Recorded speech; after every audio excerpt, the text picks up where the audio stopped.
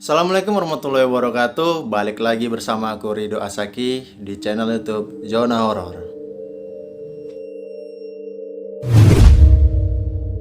Jadi kemarin aku ada chattingan sama teman cerita-cerita dari chat dan dia mengatakan bahwa di kampung dia itu di daerah rumah dia. Jadi rumah dia itu berada di pedalaman gitu sih, tapi nggak terlalu pedalaman kali, tapi kayak di daerah Sumatera Utara tapi di pelosok-pelosoknya gitu. Nah, dia mengatakan bahwasannya di daerah dia itu tempatnya benar-benar angker. Sampai itu dia satu keluarganya itu semua itu hampir pernah kena teror sama makhluk halus gitu loh. Pas dengar cerita itu aku kaget banget gitu kan. Ya, aku langsung ceritalah ke aku gitu. Tapi karena daerah rumahnya jauh jadi ceritanya itu cuma bisa lewat media online, rekaman suara dia aja gitu kan. Karena jaraknya jauh antara aku sama dia di kampung sana sementara aku di kota Medan, jadi kayak cuma sebatas via rekaman suara aja ngirimnya gitu. Jadi dia cerita tuh panjang banget, panjang lebar dia cerita sampai ada mungkin 16 menitan. Dia cerita tentang pengalaman itu satu keluarga dia yang hampir pernah diteror, padahal itu rumah yang dia tempatin itu ya udah lama gitu loh. Dari kecil dia udah tinggal di sana gitu, dari keluarganya pertama bangun udah tinggal di sana, tapi memang tempatnya mistis gitu kan, memang tempatnya serem. Di belakang rumahnya tuh udah hutan gitu katanya. Jadi banyak banget digangguin makhluk-makhluk halus, diteror, nggak diteror juga sih bahasanya, tapi kayak ya sering dinampakin gitulah, sering nampakin, sering digangguin, sering dijailin gitu loh. Oh ya, buat kawan-kawan, terima kasih juga udah mengklik video ini. Jika kalian suka sama video ini, jangan lupa like dan subscribe-nya. Jika kalian ada kritik dan saran, jangan lupa komentarnya dan share sebanyak-banyaknya video ini agar kami bisa membuat video yang lebih baik lagi ke depannya. Oh ya, di video ini juga aku kayaknya sendirian karena rekan aku satu lagi, Akbar, dia nggak bisa ikut untuk membuat video ini karena lagi ada kesibukan gitu yang nggak bisa dia tinggalin. Jadi aku sendirian. Oke, langsung aja lah tanpa berlama-lama, kita dengerin aja cerita dari temen aku ini. Assalamualaikum warahmatullahi wabarakatuh. Hai teman-teman semua. Semoga yang dengerin ini senantiasa sehat ya. Amin. Saya Aisy ingin cerita sama kalian semua tentang peristiwa yang menurut saya ini cukup mengerikan. Jadi saya ini lahir dari keluarga yang memiliki saudara yang banyak. Kami keluarga besar. Saudara kandung saya itu ada 9 dan kami itu tinggal di desa yang rame dibilang gak juga, sepi dibilang gak juga. Pokoknya tengah-tengah lah. Terus rumah kami itu ini dulu di samping kanan kiri itu hutan, di belakang hutan, di depan rumah itu sekolah SD. Jadi hutannya itu masih asri dan asli banget lah.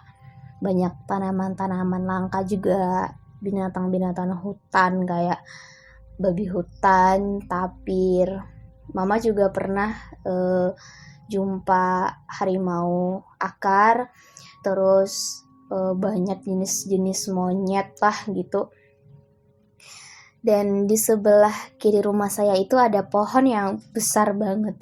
Diameternya itu segede kalau dipeluk 5 orang dewasa, dan orang kampung sini bilangnya pohon keramat. Kenapa dibilang keramat teman-teman? Jadi dari dulu sampai sekarang itu pohon gak bisa ditebang dan gak ada yang berani. Jadi banyak orang yang dengan kepercayaannya kalau sakit itu ngelepasin seekor ayam ke dalam hutan itu dengan keyakinan penyakitnya bisa terbuang, dan itu sampai sekarang. So of course, saya bakal cerita kejadian-kejadian horor yang pernah keluarga kami alamin selama tinggal di sini. Jadi yang pertama itu ayah. Ya memang sih ayah yang paling ngerti sama kondisi lingkungan kita gimana, dan saya sendiri sering diceritain juga cerita serem yang nyata sama ayah saya. Ayah saya sendiri imam masjid di kampung.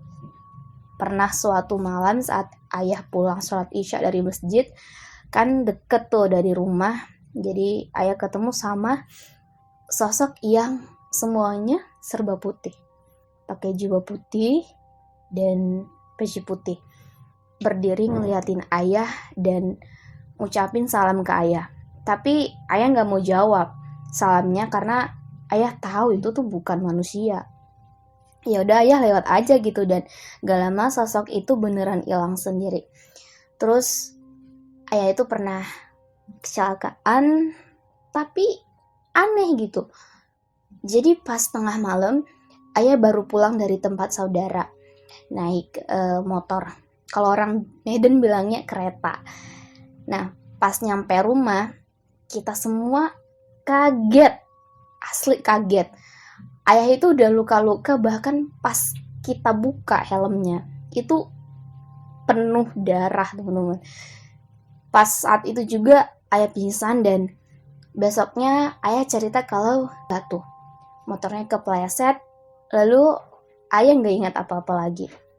Dan ayah juga bingung kenapa ayah bisa naik motor dan sampai rumah sendiri, padahal saat itu ayah pas jatuh sama sekali nggak ada orang. Ya Allah, ini sampai sekarang aku penasaran gitu ya. Ayah nyetir motor dalam keadaan pingsan, nggak mungkin. Pasti ada sosok atau sisi lain yang membantu atau menyelamatkan ayah gitu. Gak tau lah.